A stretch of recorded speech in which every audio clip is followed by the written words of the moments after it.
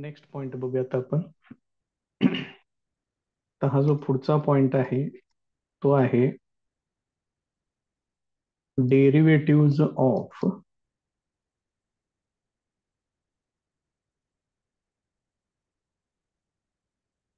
Parametric functions.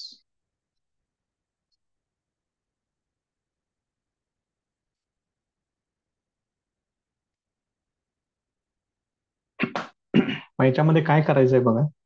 जर तुम्हाला दिलेलं फंक्शन हे असं असेल x equal to F of T, y equal to G of T, हे वेगळं फंक्शन आहे, त्याच्यात व्हेरिएबल आहे टी. हे दुसरं फंक्शन जी, ज्याच्यामध्ये व्हेरिएबल आहे टी. समजा मी जर असं घेतलं x equal to sine T, y equal to cos T, तर हे या पद्धतीने दिसेल बघ. मग तुम्ही काय करायचं याच्यामध्ये dy अपॉन dx हे तुम्ही फाइंड आउट करायचं आहे. आणि हे फाइंड आउट कशा पद्धतीने करायचं आहे, तर dy upon dt divided by dx upon dt. म्हणजे ह्या y ची derivative with respect to T घ्यायची, ते येणार dy अपॉन dt. ह्या x ची डेरिव्हेटिव्ह घ्यायची विथ रिस्पेक्ट टू टी, ते येणार dx अपॉन dt. आणि dy अपॉन dx म्हणजे हे एवढे येते. याच्यामध्ये एक महत्वाची कंडिशन, जो छेद आहे तो शून्य असता कामा नये, कारण तशा परिस्थितीत अँसर इन्फिनिटी येतं आणि मॅथ्स मध्ये इन्फिनिटी चालत नाही. त्यामुळे आपल्याला ह्या कंडिशन कन्सिडर करून आपल्याला हे सिद्ध करायचं आहे. तोच थेरम इथं दिलेला आहे. थेरम तयार करा. थेरम इम्पॉर्टंट आहे, परीक्षेमध्ये सुद्धा विचारून झालेला आहे. आता हे कशा पद्धतीनं आपण सिद्ध करणार आहे ते बघा. याची प्रूफ बघूया आता आपण इथं. एक एक त्यांनी वाक्य सांगितलेले आहेत, त्याप्रमाणे आपल्याला काय काय कन्सिडर करायचंय बघा. X equal to F of t, y equal to G of t are differentiable functions of T. हे आपले नेहमीचेच वाक्य आहेत. त्याच्यानंतर y is a differentiable function of x, हे पण त्यांनी दिलेलं आहे. मग मी काय कन्सिडर करतोय, व्हेरिएबल्स कुठले कुठले आहेत ते सगळे मांडतोय मी इथं. मग टी हे बेसिक व्हेरिएबल आहे. टी ची व्हॅल्यू जर डेल्टा टी इतक्या अमाऊंटनं जर आपण वाढवली, if delta T is the increment in T, साहजिकच काय होणार, एक्स ची व्हॅल्यू डेल्टा एक्स इतक्या अमाऊंटनं वाढणार, वाय ची व्हॅल्यू डेल्टा वाय इतक्या अमाऊंटनं वाढेल. मग सुरुवात आपण डेल्टा टी पासूनच केलेली आहे. मग जर समजा हे delta T tends to zero असेल, म्हणजे झिरोच्या व्हेरी क्लोज, तर delta X also tends to zero, delta Y also tends to zero. हे असं मांडून ठेवायचं. हे कुठं ना कुठेतरी आपल्याला थेरम मध्ये ते उपयोगाला पडतं. त्यानंतर एक वाक्य घेऊया आता त्याच्यातली. त्यांनी काय सांगितले बघा, x equal to F of T and Y equal to G of T. These are differentiable functions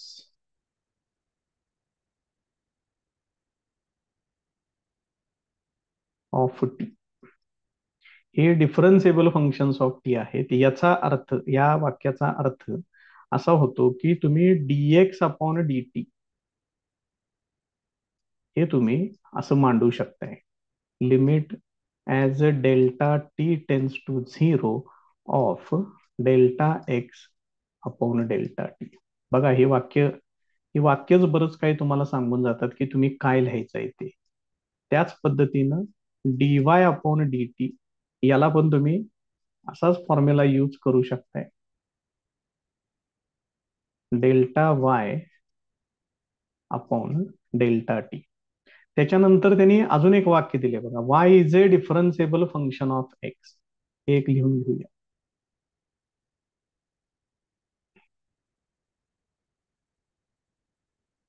also y is A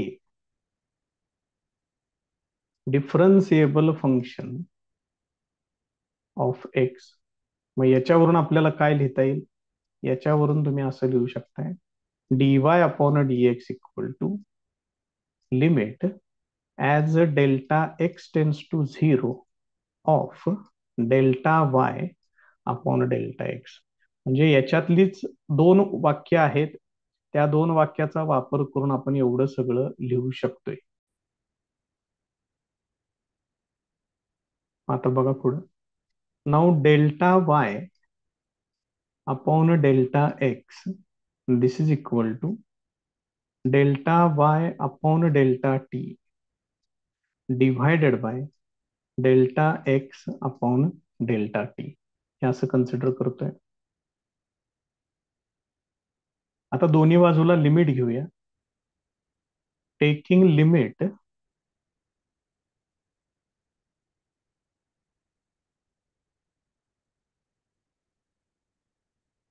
as delta t tends to 0 on both sides. दोन्ही बाजूला असं लिमिट घ्यायचं आहे. मग हे डाव्या बाजूला असं येणार,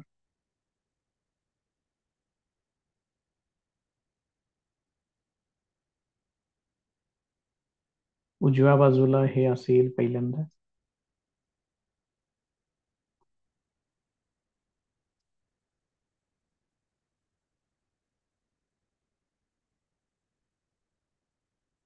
हे असं होणार. मग आता मी पुढे लिहितोय, तुम्ही फक्त नेक्स्ट स्टेपला सगळं घेत चला. हे लिमिट अंशाला आणि छेदाला देऊन टाकतोय.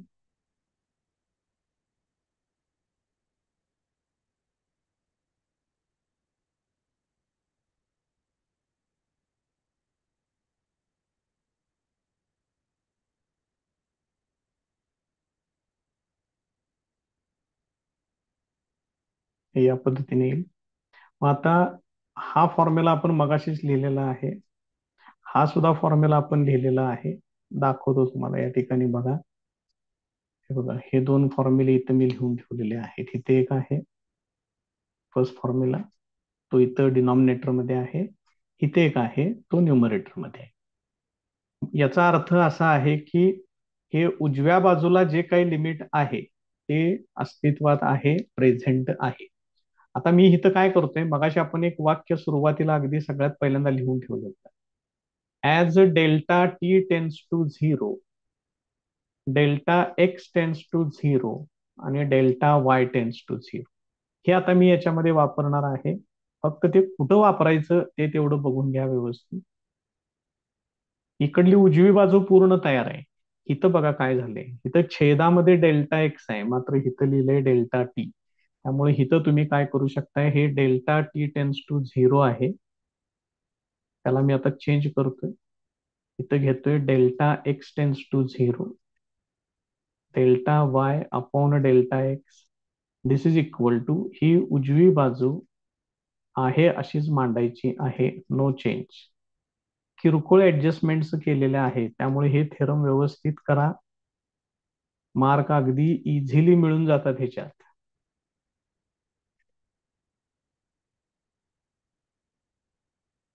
हे असेल. मग आता ह्याच्यामध्ये आपण काय बदल केला बघा. डेल्टा टी टेन्स टू झिरोच्या ठिकाणी delta x tends to zero हे वापरलेलं आहे. इथं फक्त असं लिहायचं, as delta T tends to zero, delta x tends to zero. हे काय होणार आहे बघा बरं आता याचं. तर इथे एक वाक्य तेवढं तुम्हाला लिहावं लागेल की उजव्या बाजूचे दोन्ही लिमिट्स अस्तित्वात आहेत, देअरफॉर डाव्या बाजूचे जे लिमिट्स आहेत ते पण अस्तित्वात आहेत, असं सांगू शकताय तुम्ही. त्यांनी वाक्य दिलंय म्हणून फक्त ते लिहायचं, नाहीतर तसं काय त्याची गरज पण नाहीये. Now the limits on RHS exist, therefore limit on LHS